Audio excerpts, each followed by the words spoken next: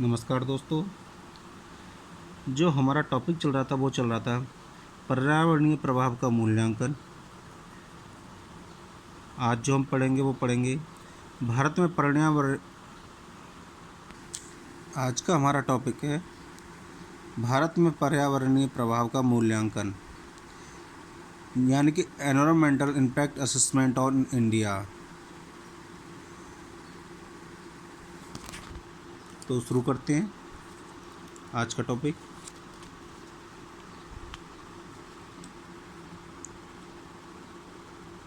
भारत में पर्यावरणीय प्रभाव का मूल्यांकन।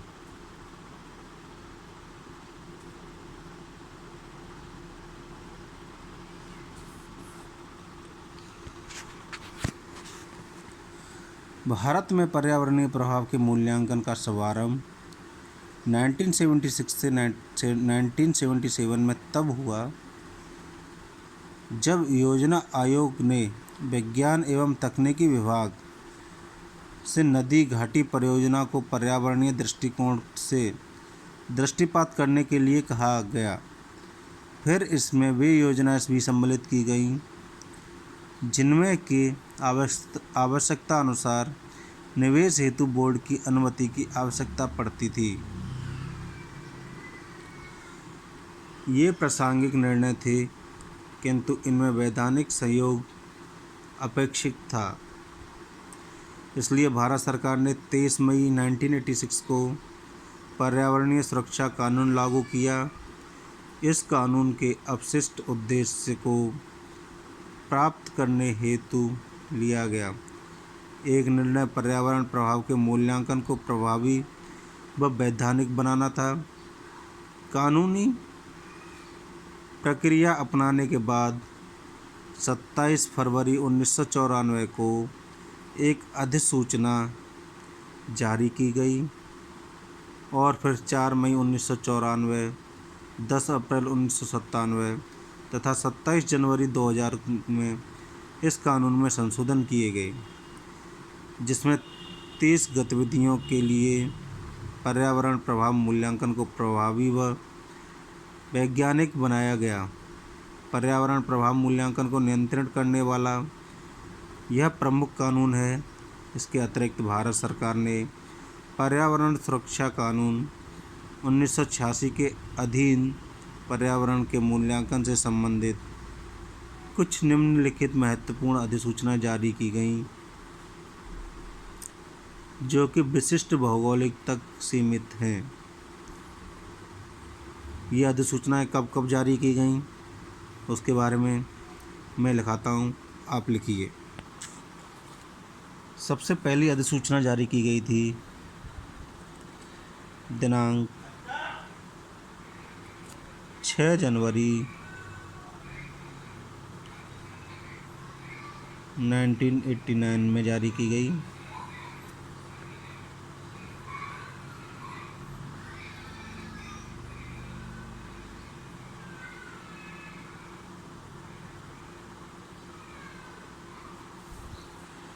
दूसरी दिनांक 1 फरवरी 1989 में जारी की गई।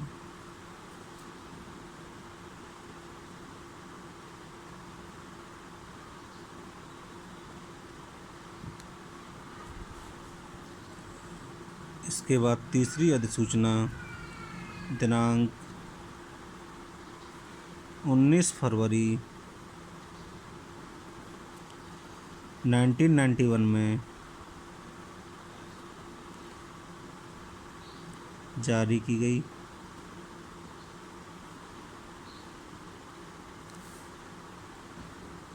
अगली अधिसूचना दिनांक 6 जून 1991 में जारी की गई।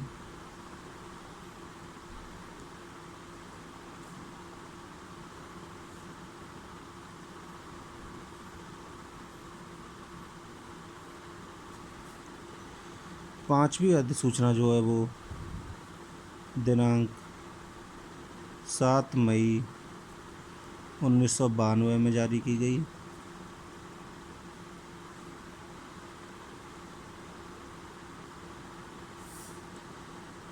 और छठवीं अधिसूचना दिनांक 5 जुलाई 1996 में जारी की गई।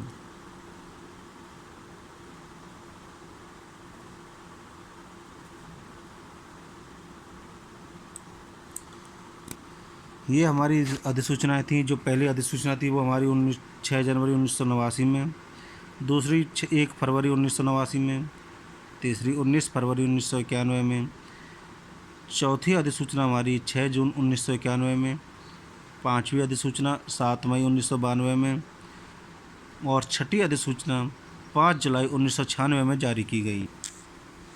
जो हमारी पहली अधिसूचना 6 जनवरी 1989 में जारी की गई थी उसके अंदर क्या क्या किया गया था?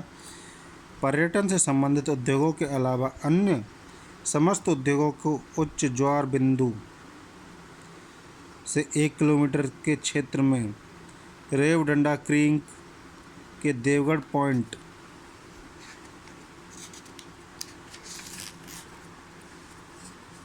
और महाराष्ट्र के रायगढ़ जिले के अंतर्गत मरुंडा जंजीरा क्षेत्र के राजीपुर क्रीक के 1 किलोमीटर तक के क्षेत्र में प्रतिबंधित लगाना। दूसरी अधिसूचना में जो कि 1 फरवरी 1989 की गई थी कि दून घाटी के अंतर्गत उद्योगों में खनन तथा कार्यों तथा अन्य ऐसी गतिविधियों पर प्रतिबंध लगाना था। तीसरी अधिसूचना जो 19 फरवरी 1991 में जारी की गई थी उसके अंदर देश के तटीय क्षेत्रों में गतिविधि को नियंत्रित करने हेतु तटीय नियम क्षेत्र के रूप में वर्गीकृत करना और वहां कुछ निर्माण कार्यों पर प्रतिबंध लगाना। जो हमारी चौथी अधिसूचना थी जो हमारी 6 जून 1991 में जारी की गई थी उसके अंदर क्या किया गया था? महाराष्ट्र के दहानू तालुका में उद्योग लगाने और अन्य निर्माण कार्यों पर प्रतिबंध लगाना था। जो हमारी पांचवी अधिसूचना थी जो 7 मई 1992 में जारी की गई थी वहाँ पर क्या किया था? हरियाणा के गुड़गांव जिले में तथा राजस्थान के अलवर जिले में अरावली पर्वत श्रृंखला के विशिष्ट क्षेत्रों के निर्माण कार्य व अन्य कुछ गतिविधियों पर प्रतिबंध लगाना था। और जो हमारी अंतिम अधिसूचना थी 5 जुलाई 1996 में जारी की गई थी उसके अंदर कहा गया था ऐसी औद्योगिक तथा अन्य गतिविधियों पर नियंत्रण लगाना जिसमें आसाम के नुमालीगढ़ के उत्तर पश्चिम के क्षेत्र में प्रदूषण व भीड़भाड़ हो। ये अधिसूचनाओं के बारे में हमारे कुछ बताई गई थी कि इन अधिसूचनाओं में क्या क्या कहा गया था। अगला है कि पर्यावरणीय प्रभाव के मूल्यांकन के क्या उद्देश्य थे, उसे क्यों बनाया गया था। तो लिखते हैं, साथ ही साथ लिखते चलना। पर्यावरणीय प्रभाव के मूल्यांकन के उद्देश्य, अगली हेडिंग।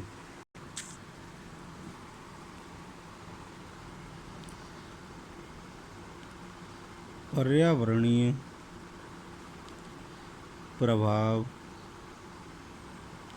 के मूल्यांकन के उद्देश्य।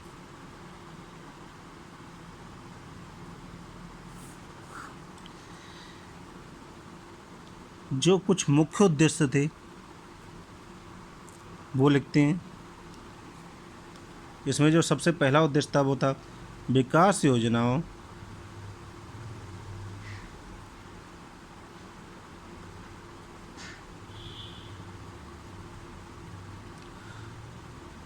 के प्रतिकूल जैव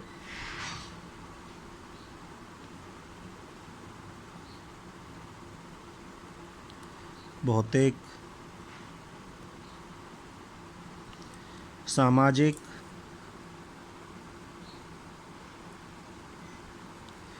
तथा अन्य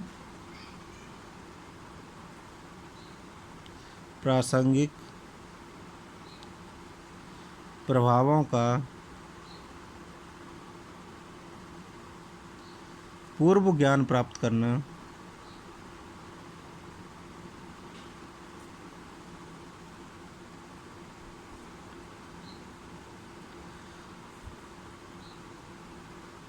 उनसे बचाव करना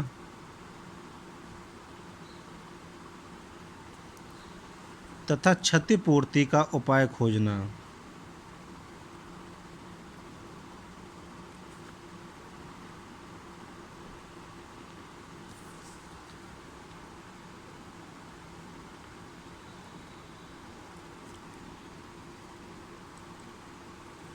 इसमें दूसरा उद्देश्य बताया गया था प्राकृतिक नियमों एवं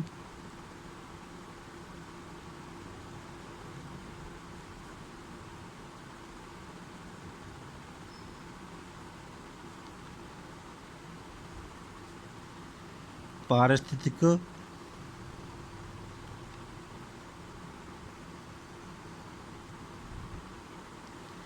प्रक्रियाओं की क्षमता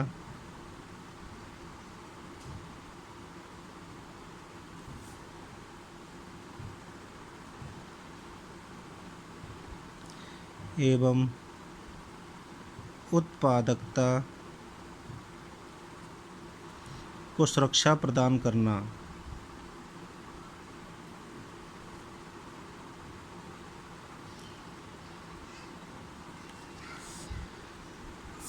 तीसरा था इसमें जो उद्देश्य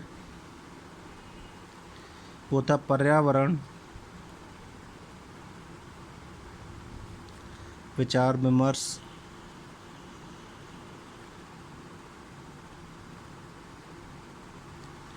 का स्पष्ट उल्लेख करना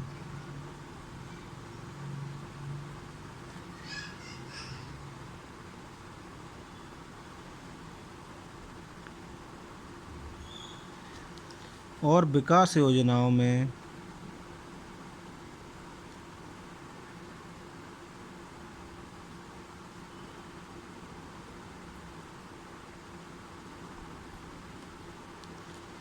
सम्मिलित करना।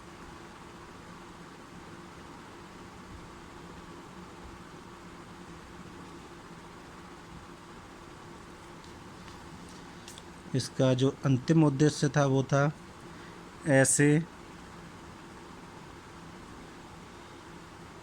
विकास कार्य जो कि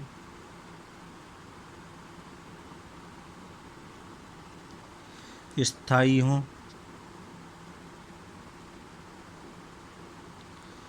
और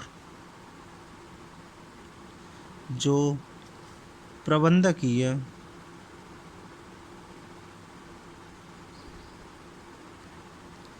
अवसरों एवं संसाधनों का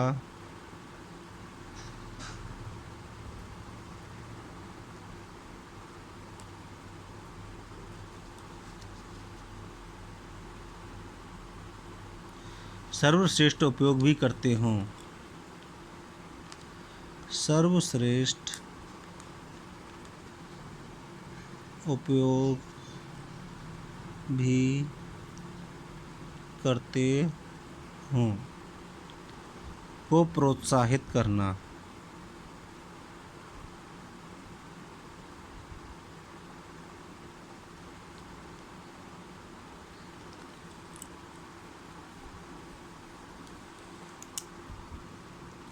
एक बार दोबारा से पढ़ते हैं सभी उद्देश्य, ध्यान से पढ़ना।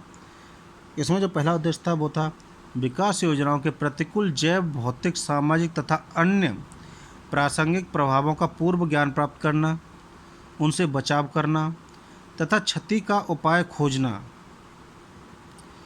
दूसरा था प्राकृतिक नियमों एवं पारिस्थितिकी प्रक्रियाओं की क्षमता का उत्पादन को सुरक्षा प्रदान करना या उत्पादकता को सुरक्षा प्रदान करना। तीसरा उद्देश्य था पर्यावरण विचार विमर्श का स्पष्ट उल्लेख करना और विकास योजनाओं में सम्मिलित करना। जो चौथा उद्देश्य था इसका वो था ऐसे विकास कार्य जो कि स्थायी हों और प्रबंधकीय अवसरों पर संसाधनों का सर्वश्रेष्ठ उपयोग भी करते हों। इन सबको क्या करना चाहिए? प्रोत्साहित करना। आज की वीडियो हमारी यहीं समाप्त करते हैं। कल एक और नई टॉपिक के साथ मिलेंगे अगली वीडियो में। जो हमारा अगला टॉपिक होगा वो होगा पर्यावरणीय प्रभाव मूल्यांकन की कार्यविधि।